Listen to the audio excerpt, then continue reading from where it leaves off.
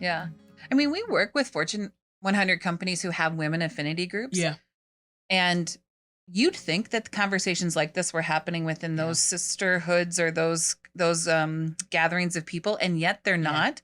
Sometimes when we will get those women together for my after-hour conversations after classes, right now we pull them aside, they will say, I've never, ever talked about this. Never, ever have I talked about this with another woman and talked about the fact that I have people questioning if I got my job because I'm a woman or slept my way to the top or all of these things. They've never said them out loud. But when they recognize that I'm not alone, there's power in that. There's a call to action that accelerates in the room to say, that's crazy and we need to change it. Yeah. If that's happening to me, that's happening to the young women who work for me.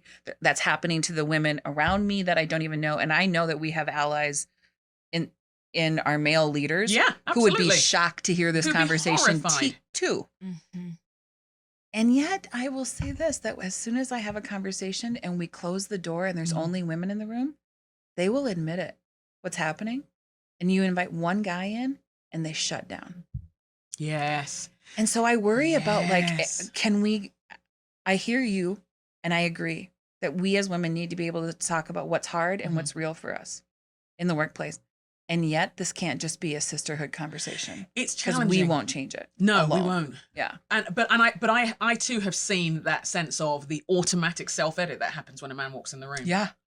And I don't know whether there is a different, it's like, I'm sorry, you can't come in the village. Now I'm whining or now I'm, And that even if you're a good guy, even if you want to hear, because I see you and I see all the other times and the other expectations.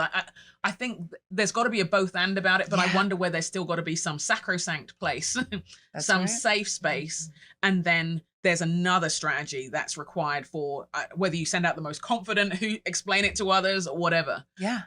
Because that self-editing is so intuitive. It is, isn't it? It's a self-preservation. Yeah. Because who wants to go first and seem like the person that should be fired? Totally.